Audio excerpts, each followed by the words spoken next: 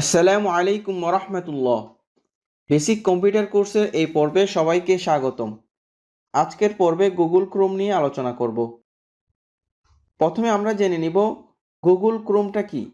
এটা হচ্ছে সবচেয়ে জনপ্রিয় একটি ব্রাউজার। বর্তমান ইন্টারনেটের যুগে আপনাকে অবশ্যই গুগল ক্রোম সম্পর্কে ভালো একটি ধারণা থাকতে হবে। গুগল ক্রোমের মধ্যে আপনি চাইলে ফোল্ডার তৈরি করতে পারবেন, আপনি চাইলে গুরুত্বপূর্ণ লিঙ্কগুলো সেভ করতে পারবেন এবং ইমেল কিভাবে করবেন, অপ্রয়োজনীয় ইমেল কিভাবে ডিলিট করবেন ইত্যাদি বিষয় নিয়ে আজকের পর্বে আপনাদের সাথে আলোচনা করব। চলুন আমরা দেখে নিই কীভাবে কাজ করে। প্রিয় ভিউয়ার্স, আমরা এখন আসছি গুগল ক্রোমে। গুগল ক্রোমে আসার পর আমরা দেখতে পাচ্ছি এখানে উপরে নিউ ট্যাব রয়েছে। আপনি যদি অন্য ট্যাব বা নতুন একটি ট্যাবে যেতে চান তাহলে কিভাবে যাবেন, এখানে দেখতে পাচ্ছি আমরা প্লাস একটি বাটন রয়েছে। আপনি যদি এটার মধ্যে ক্লিক করেন তাহলে নতুন ট্যাব ওপেন হবে। এই অপশনটি আবার কোথায় রয়েছে, এখানে দেখতে পাচ্ছেন 3 ডট অপশন রয়েছে। 3 ডট অপশন থেকে আপনি এই যে দেখতে পাচ্ছেন এখানে নিউ ট্যাব, অথবা কিবোর্ড থেকে আপনি যদি নতুন ট্যাব নিতে চান তার শর্টকাট কি হচ্ছে কন্ট্রোল টি। এভাবে করে আপনি প্রত্যেকটা ট্যাবে আলাদা আলাদা কাজ করতে পারবেন। যেমন আমি যদি এই ট্যাবে যদি একটি বিষয় চার্জ করি, অন্য একটি ট্যাবে আমি অন্য আরেকটা বিষয় নিয়ে চার্জ করতে পারবো। তাহলে আমরা নতুন ট্যাবে নতুন কাজ করতে পারবো। এরপর হচ্ছে নিউ উইন্ডো। আপনি চাইলে আপনার সেম ইমেল আইডি দিয়ে নতুন আরেকটি উইন্ডো নিতে পারবেন। যেমন আমি এখানে ক্লিক করছি, এটা হচ্ছে আরেকটি নতুন উইন্ডো, সেম ইমেলের অধীনে আরেকটি নতুন উইন্ডো। আমি যদি এখানে মিনিমাইজ করি তাহলে দেখেন এটা হচ্ছে পূর্বের উইন্ডো। এখানে 3টা নিউ ট্যাব রয়েছে। আমি যদি আবার মিনিমাইজ অন করি তাহলে আমরা দেখতে পাচ্ছি এটা হচ্ছে নতুন উইন্ডো। এভাবে করে আপনি নতুন উইন্ডো নিয়েও কাজ করতে পারবেন। এরপরের অপশন হচ্ছে যে হিস্টোরি। আপনি যতগুলো লিঙ্কে প্রবেশ করবেন বা যতগুলো ওয়েবসাইটে প্রবেশ করবেন বা আপনি যেটা চার্জ করবেন সেটা আপনাকে হিস্টোরি আকারে দেখাবে। যেমন আমি যদি হিস্টোরিতে ক্লিক করি দেন এখানে ক্লিক করবেন, আমরা দেখতে পাচ্ছি এখানে অনেকগুলো লিঙ্ক। আমি যত লিঙ্কে প্রবেশ করেছি, যতটা সার্চ করছি সবগুলো এখানে শো হবে এবং কোন তারিখে কি করছি সবগুলো এখানে দেখাবে। আপনি হিস্টোরি থেকে কোনো একটি লিঙ্ক ভুলে গেলে সেটা আপনি নিয়ে আসতে পারবেন, যদি কিনা আপনি সেটা ডিলিট না করেন। এরপর হচ্ছে যে ডাউনলোড অপশন। আমি আবার 3 ডট অপশনে যাচ্ছি। 3 ডট অপশনে যাওয়ার পর এখানে দেখেন ডাউনলোড। আপনি কোন ফাইল ডাউনলোড করছেন বা কোন ভিডিওটি ডাউনলোড করছেন সেটা কোথায় ডাউনলোড হয়েছে কিংবা কোন ছবিটা কোন ফোল্ডারে ডাউনলোড হয়েছে সেটা আপনি জানেন না। সেক্ষেত্রে আপনি ডাউনলোড অপশনে যদি ক্লিক করেন তাহলে আপনাকে ডাউনলোডের বিষয়গুলো দেখাবে। এখানে আপনি জাস্ট এই যে ফোল্ডারে ক্লিক করলে সেটা কোন ফোল্ডারে আছে আপনাকে সেখানে নিয়ে যাবে। যেমন আমি এখানে ক্লিক করছি, আমরা দেখতে পাচ্ছি আমার ডাউনলোড ফোল্ডারে আমার ফাইলটি ডাউনলোড হয়েছে। এভাবে করে আপনি ডাউনলোড অপশনটি ব্যবহার করতে পারবেন। এরপরে দেখতে পাচ্ছি বুকমার্কস অ্যান্ড লিস্ট। এটার মধ্যে কি করে, এখানে প্রথমে রয়েছে বুকমার্কস ট্যাব। আপনি ধরেন এই ট্যাবের মধ্যে একটি চার্জ করছেন যে জেপিজি টু পিডিএফ। এটা চার্জ করার পরে আপনি চাচ্ছেন এই শব্দটাকে, এই কিওয়ার্ডটাকে আপনি নতুন একটি ট্যাব দিয়ে সেভ করবেন কিংবা আপনি বুকমার্ক করে রাখবেন। এই কাজটা কিভাবে করবেন, আপনি 3 ডট অপশনে যাবেন, দেন আসবেন বুকমার্ক অ্যান্ড লিস্ট, এরপর হচ্ছে বুকমার্ক দিস ট্যাব। এটাতে ক্লিক করার পর দেখেন এখানে বুকমার্ক ফোল্ডার দেখাচ্ছে, দেন উপরে নেম দেখাচ্ছে জেপিজি টু পিডিএফ। এখানে যেটা আপনি চার্জ করছেন সেটা এখানে দেখাচ্ছে। আপনি চাইলে এখান থেকে ফোল্ডার মার্ক করে দিতে পারেন। আপনি চাইলে নিউ ফোল্ডার 342 ABC এই ফোল্ডারগুলো মার্ক করে দিয়ে দেন ডানে ক্লিক করলে সেটা সেভ হয়ে যাবে। আমি এখানে বুকমার্কে ক্লিক করে দেন ডানে দিচ্ছি, এই যে দেখেন এখানে সেভ হয়ে গেল। আবার এটা যদি ডিলিট করতে চান তাহলে রাইট বাটন ক্লিক করবেন দেন ডিলিট, এটার উপর রাইট বাটন ক্লিক করে দেন ডিলিট। আমরা আবার আসছি কোথায়, বুকমার্কস অ্যান্ড লিস্টে। এখান থেকে আপনি হাইড বুকমার্কস বার, আপনি যদি এখানে ক্লিক করেন তাহলে আপনার বুকমার্ক যেটা রয়েছে সেটা হাইড হয়ে যাবে। আপনি যদি এটাকে শো করতে চান আবার 3 ডট অপশনে যাবেন, দেন বুকমার্কস অ্যান্ড লিস্টে ক্লিক করবেন, শো বুকমার্ক ক্লিক করবেন, অথবা control shift B, show bookmark bar, show bookmark বারে ক্লিক করবেন। তাহলে দেখেন আমার বুকমার্কটা চলে আসছে। এখন আমরা দেখব এখানে কীভাবে ফোল্ডার তৈরি করে। রাইট বাটন ক্লিক করবেন, দেন অ্যাড ফোল্ডার এখানে ক্লিক করবেন, দেন ফোল্ডারের নাম দিবেন। যেমন আমি দিচ্ছি 2025, এটা দিয়ে দেন সেভ করছি। অথবা আপনি দিতে পারেন যে ইমেজ সাইট দেন সেভ। দেখেন আমার এই ফোল্ডারটা সেভ হয়ে গেল। এখন আপনি এই ফোল্ডারের মধ্যে আপনি চাচ্ছেন অনেকগুলো লিঙ্ক সেভ করবেন, এটা কিভাবে করবেন। যেমন আমি যাচ্ছি নতুন একটি ট্যাবে এবং এখানে সার্চ করছি ইমেজ সাইট বা বেস্ট ইমেজ সাইট, আপনি সার্চ করতে পারেন।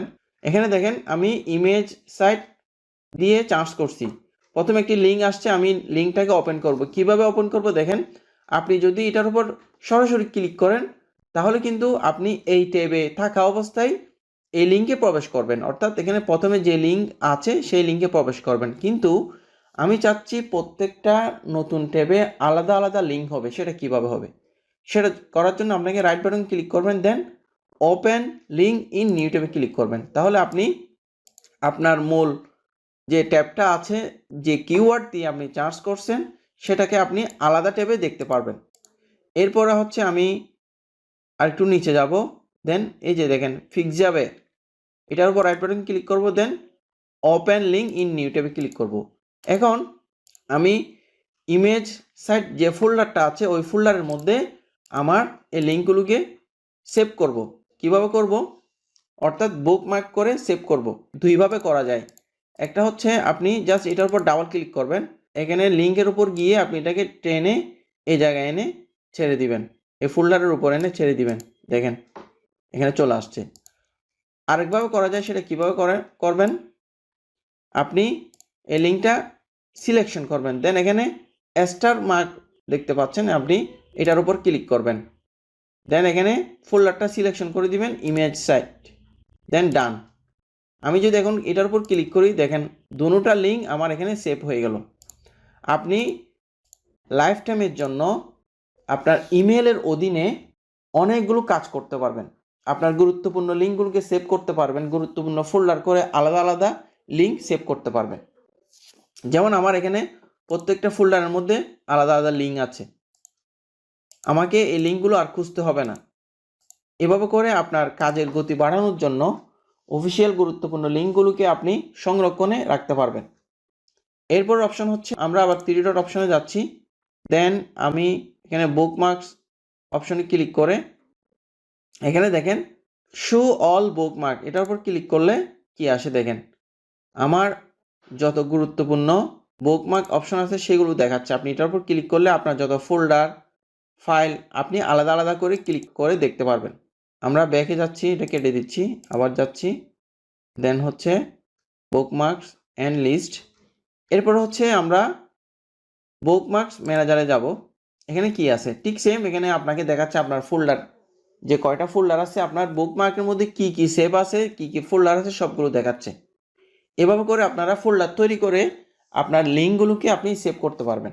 এবং আপনি যখন অন্য আরেকটি কম্পিউটারে এই ইমেলটা লগ ইন করবেন তখন অবশ্যই আপনার এই ফোল্ডারগুলো শো হয়ে যাবে, আপনি সহজে লিঙ্কগুলো পেয়ে যাবেন এবং আপনার গুরুত্বপূর্ণ সাইটগুলোতে আপনি প্রবেশ করে কাজ করতে পারবেন। এরপর আমরা যাব, এখানে উপরে একটি অপশন দেখতে পাচ্ছেন যে আপনি যে ইমেল আইডি দিয়ে লগ ইন করছেন তার ছবি কিন্তু এখানে দেখা যাচ্ছে। আপনি এটার উপর ক্লিক করবেন, ক্লিক করার পর দেখেন কাস্টমাইজ প্রোফাইল, আপনি এখানে ক্লিক করবেন। ক্লিক করার পর দেখেন বাম পাশে অনেকগুলো অপশন চলে আসছে। আপনার ইমেলের অধীনে আপনি চাইলে এখানে দেখেন নিচে ল্যাঙ্গুয়েজ, আপনি এই ল্যাঙ্গুয়েজটা সেটিং করতে পারবেন। এখানে আপনার কোন ল্যাঙ্গুয়েজ দিবেন সেটা আপনি ঠিক করতে পারবেন। অনেক সময় আমাদের ভুল ল্যাঙ্গুয়েজ চলে আসে, অন্য একটি ভাষা চলে আসে, তখন আপনি সেটা ইংলিশ দিয়ে সেট করতে পারবেন। এরপর হচ্ছে ডাউনলোডের অপশনটা আবার আসছে।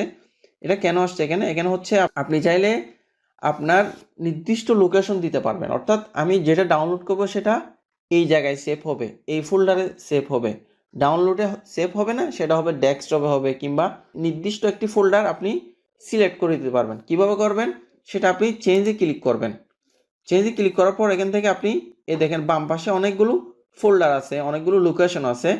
আপনি এই লোকেশনটা সিলেক্ট করে যে ফোল্ডারটা আপনি চাচ্ছেন সেটা আপনি সিলেকশন করে দিবেন।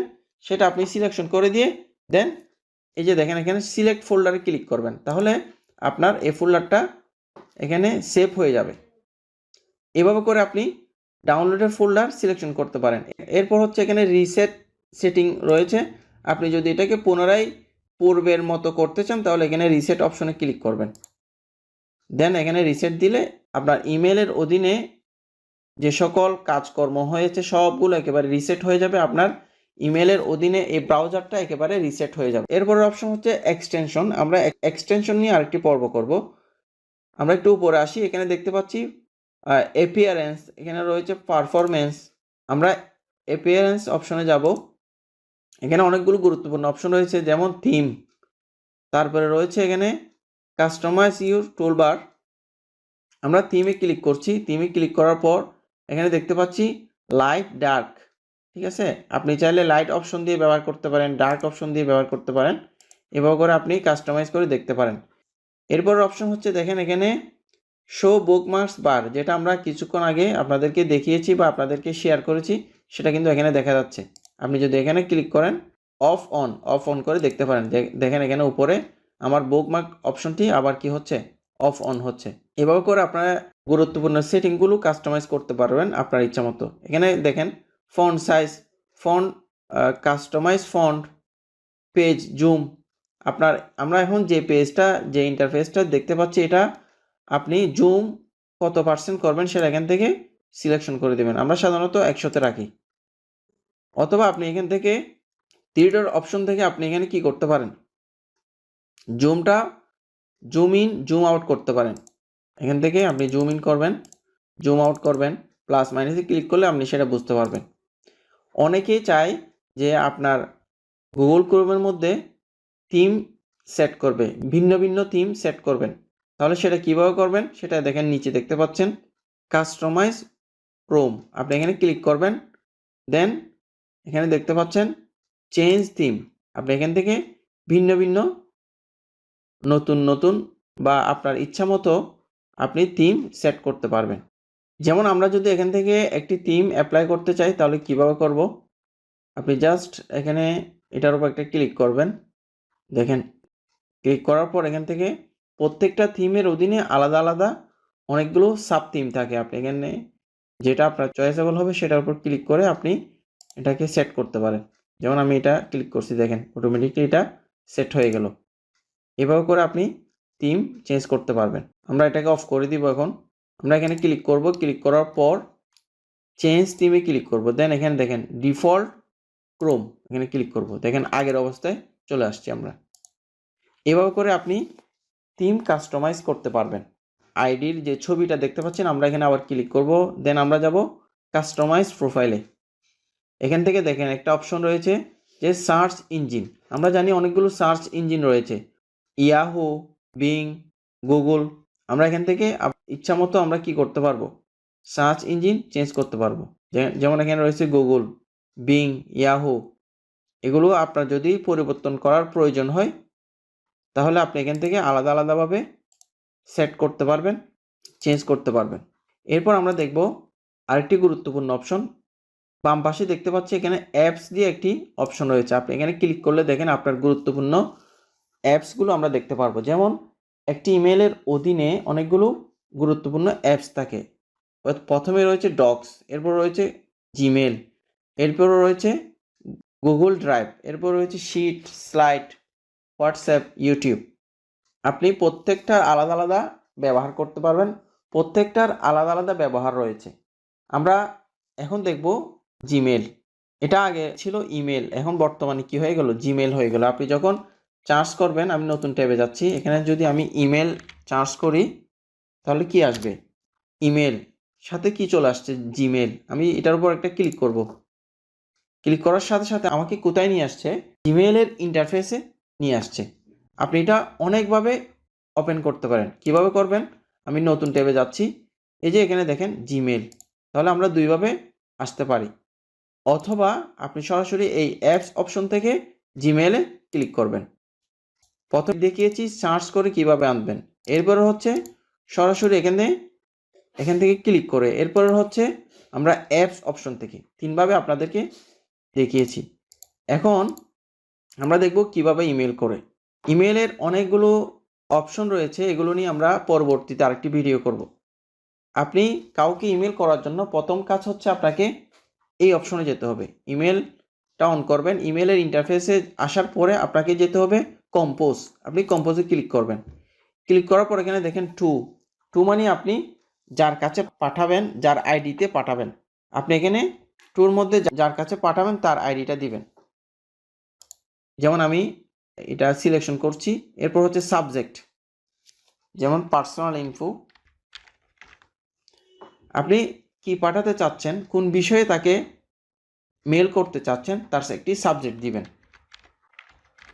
এরপর এখানে আপনি আপনার ইচ্ছামতো যা লেখার প্রয়োজন, যে ইনফরমেশনগুলো দেওয়ার প্রয়োজন, সেগুলো এখানে আপনি দিয়ে দিবেন। প্রথমে হয়তো আপনি একটি সালাম দিতে পারেন, তারপরে যা যা প্রয়োজন সেগুলো আপনি এখানে টাইপ করে দিতে পারেন, অথবা কপি পেস্ট করে নিয়ে আসতে পারেন। যেমন আমি এখানে জাস্ট ডামি কিছু টেক্সট দিলাম, এরপর আমি সেন্ডে ক্লিক করছি, তাহলে আমার ইমেলটা কি হয়ে যাবে, সেন্ড হয়ে যাবে। দেখেন সেন্ড হয়ে গেল। এখন দেখবো আমরা অপ্রয়োজনীয় ইমেল কিভাবে ডিলিট করবেন। যেমন প্রাইমারিতে ক্লিক করার সাথে সাথে অনেকগুলো মেল আমরা দেখতে পাই, এই মেলগুলো কিন্তু আমরা ডিলিট করতে পারি না। কেন? এগুলো গুরুত্বপূর্ণ। প্রমোশনে যাওয়ার পর আমরা অনেকগুলো মেল দেখতে পাচ্ছি, এগুলো আমাদের অনেক সময় ব্রাউজিংয়ের কারণে অনেক সময় কি হয়ে যায়, ব্রাউজিং স্লো হয়ে যায়। এক্ষেত্রে আমরা যদি এই মেলগুলো ডিলিট করে দিই তাহলে ব্রাউজার একটু হালকা হয়ে যায়। দেখেন আমরা কিভাবে ডিলিট করছি। ধরেন আমার এটার প্রয়োজন হচ্ছে ডিলিট করার, আমি এটা সিলেকশন করছি, দেন আমি কি করছি, ডিলিটে ক্লিক করছি, তাহলে আমার এটা ডিলিট হয়ে গেল। এরপর আমি এটা ধরলাম, এটা সিলেকশন করলাম, তারপর হচ্ছে এটা ধরলাম, ঠিক আছে, দেন ডিলিট। আপনি যদি ফুল ডিলিট করতে চান তাহলে এই যে এখানে সিলেক্টে ক্লিক করবেন, এই যে এই বাটনে সিলেক্টে ক্লিক করবেন, সিলেক্ট অপশনে ক্লিক করার পর দেন ডিলিট। এভাবে করে আপনারা আপনাদের ইমেল ডিলিট করতে পারেন। আজ এখানে শেষ করছি, আপনাদেরকে অবশ্যই পরবর্তী পর্ব দেখার আমন্ত্রণ রইল। সবাই ভালো থাকবেন, সুস্থ থাকবেন, আল্লাহ হাফিজ।